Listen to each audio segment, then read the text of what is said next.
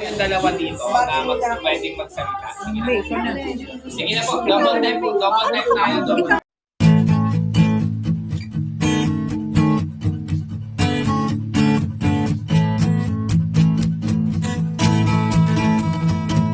Good morning! Happy Wednesday.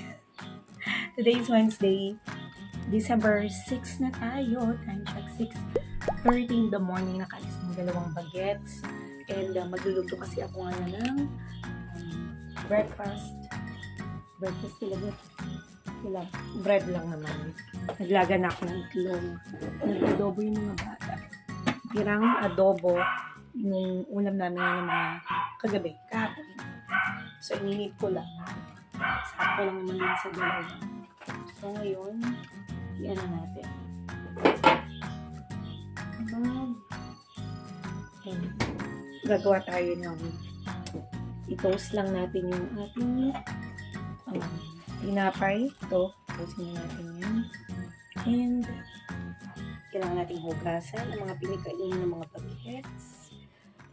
Tutuloy ko yung labada. Kung naglaba ako gabi, siguro mga 9 o'clock, naglalaba ako hanggang 10:30. Tulog ako ng mga past 11 na, magto-12. So, kailangan natin tapusin yung time na ito kasi alis tayo. May mga kailangan akong bilhin. Red blouse for Friday. Meron na akong costume para bukas. So, hindi ko na problema. Kailangan ko na lang mag-memorize ng mga pyesa. So, nagtupi tayo kagabi. And itutuloy natin yung labada.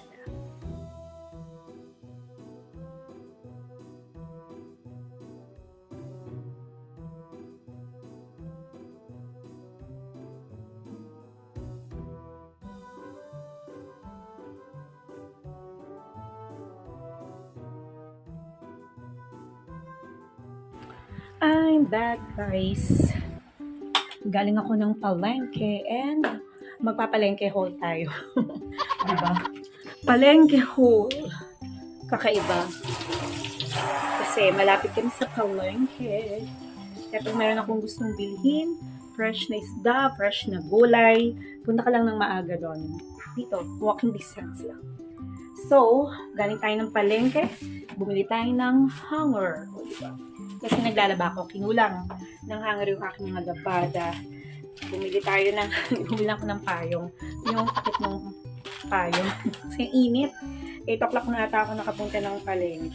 At minsan, sa palengke ako bumibili ng itlog. Yan. Diba? Wala yung mga expiration date. Minsan naman sa mall, depende sa mood. Bumili tayo ng itong mga naka-plastic dito. Magsisigang kasi ako. Nakalimutan ko yung pangalan ng isda na to. Yun yung masarap sa sinigang at mga maliliit na Gigi, prito-prito. Sarap yan. Okay, magna 9 o'clock na, magluto na tayo ng kanin. At mais for may balat pa, breakfast, ating almusal bukas. Yung mga sangkap ng ating sinigang. Meron tayong kangkong. Si mother nagpabili ng talbos ng kamote. So, ayan, silang lahat. Sama-sama sa isang plastic. Kasi isang tindahan lang naman ang binilang ko. Ayan, meron tayong labanos at powder. So, ayan, lang ang ating palengke haul. Ayan, so naglalaba pa rin ako. At kapatapos na yan, mga isang salang na lang, isang damit na lang. And then, okay na. Tayo ay magre-rehearse na rin ako. Mag-init ulit tayo ng luya. Kailangan nating magluya ngayon. Wish ko lang, sana ay umabot ang aking boses. Yun yung luya natin, guys. Makulong ako yan. Yung ginagawa ko ng tubig. Kasi yung aking phlegm ay nandito pa rin eh. Isipin pa rin tayo.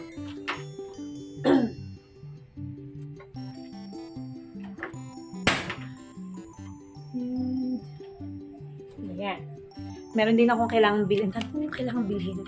May kailangan akong bilhin sa sasakyan. Yun yung importante. Mas uunahin natin yung sasakyan dahil ginagamit natin. Baka anong mangyari pag hindi natin asikasuhin yan.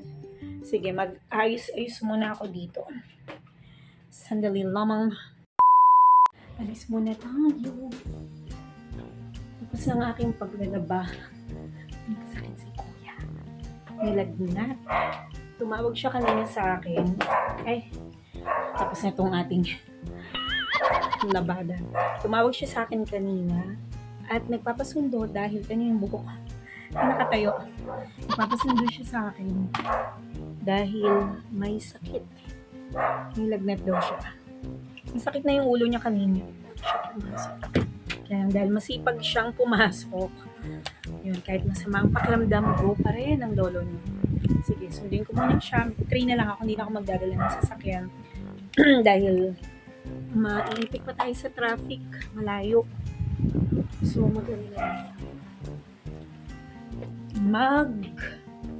LRT tayo. Sige, balikan ko kayo mamaya. At ayan nga guys, sumakay na ang lola nyo ng train papunta sa school ni Kuya dahil siya nga ay may sakit, iniwan natin ang ating gawaing bahay, mapuntahan lamang si Kuya. At ito na nga guys, kasama na ng lola nyo si Kuya. So dumaan muna kami dito sa 7-Eleven malapit sa school bago kami sumakay ng train. Medyo nag-voice recording lang tayo kasi medyo maingay ang paligid natin. So gutom si Kuya, pero thank God kasi may gana pa rin siyang kumain. Kaya hinayaan natin siyang kumain ng gusto niyang kainin. So dito lang muna tayo sa tabi niya, hintay-hintay. Yan, papakita ko sa inyo yung aking dalang gamot. So bumili tayo ng paracetamol para mainom ni Kuya after niyang kumain. At dala ko rin yung payong blue na halos kabibili lang natin galing palengke o diba nagamit natin. Happy na ako dahil nakikita ko na maganang kumain si Kuya. Pero thank God pa rin kasi hindi umulan. Mahirap kapag aabutan tayo ng ulan dito sa Manila, siguradong lulubugin tayo dito. Kaya sige lang, kain ka lang dyan Kuya while waiting ang mami mo.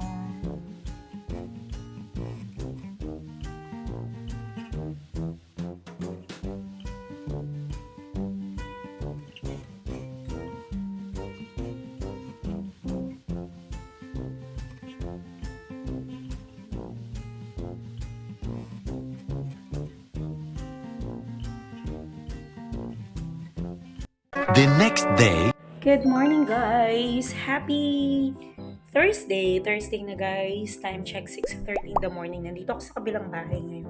Papakain tayo ng doggy. Umalis ako doon sa bahay ng mga bago mag 5:30. Kaya maluwag ang kalsada. Although marami na rin sasakyan. Marami na akong kasabay. Motorbike lang ako. So pakain ako ng ito. Isang kasirolang kanin, pansit, tsaka mga manok. Hindi ko pakain sa kanila ngayon. Sa ating mga dog, tuwan-tuwa sila. Tapos yung dog food na iniwan ko nung the other day. Kaya ngayon, pakainin natin sila. Tama-tama kasi meron akong costume na kailangan kunin ngayon. Kasi diba may kanta kami 2:30 ata yung call time. So kung 2:30, siguro kahit mga 12:30, aalis ako. And baka grab na lang ako papunta doon sa venue. And meron kaming 3 songs na kailangan kantahin. So nag-start ako mag-memorize kagabi. Yung script for Friday, nag-memorize na ako. Ang dami. Magkasunod kasi guys. Ito kasing Thursday na to, yung para bukas, biglaan din yung, actually nakalimutan ko na siya. Nabanggit na siya nung rehearsal namin, pero nakalimutan ko na etong week pala na ito gagawin yon. So syempre naging busy tayo sa nakaraang event sa church, which is nagkaroon nga kami ng parang mini concert yung choir namin. Yun, naging busy ako doon. And sa choir pa, sa aming church, meron din akong 2 choir na tinuturuan doon. Isang bata, isang matanda. Kaya yung schedule natin parang sobrang dikit-dikit. Ngayon, ito pala yun, Thursday pala yung kanta namin sa Mandaluyong pa, TV5. Kaya need nating makabalik ng bahay. Kunin ko lang yung costume. And then, yun na yun. Sige, pakainin natin yung doggy. Gutom na sila. Siya muna mamaya. Yung dalawa dito, pwedeng magsalita. Sige na po, double time tayo. Double time.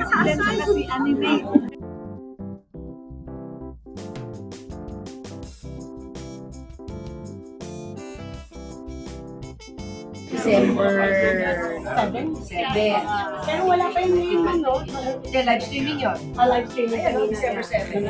Yan forever na yan sa YouTube. Ang Facebook, At tapos na naman ang ating isang araw na vlog, guys. So, another fruitful and productive day. Maraming naging ganap today. Siyempre, full-time mom, linis ng bahay, asikaso sa mga bagets.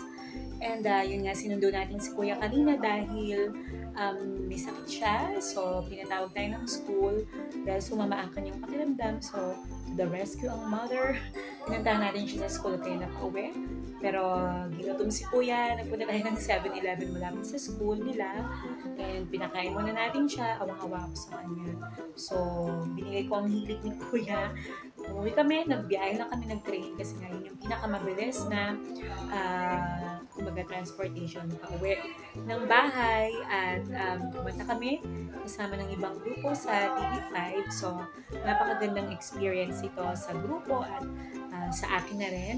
Pero bago mangyari yun, ako ay sumugod sa malakas na ulan papuntang venue, papuntang TV5 kasi nga nabutan ako ng ulan, nag-joyride lang ako, nagbiyahe lang ako. Pero magkaganon pa man, sulit ang araw, naging productive, naging masaya at thankful sa mga biyaya ngayong araw na to. Kaya again, salute sa ating mga OFWs na daddy, mommy, lolo, lola, tito, tita na patuloy na nagtatrabaho at sumusuporta sa kanilang pamilya, sa inyong pamilya po.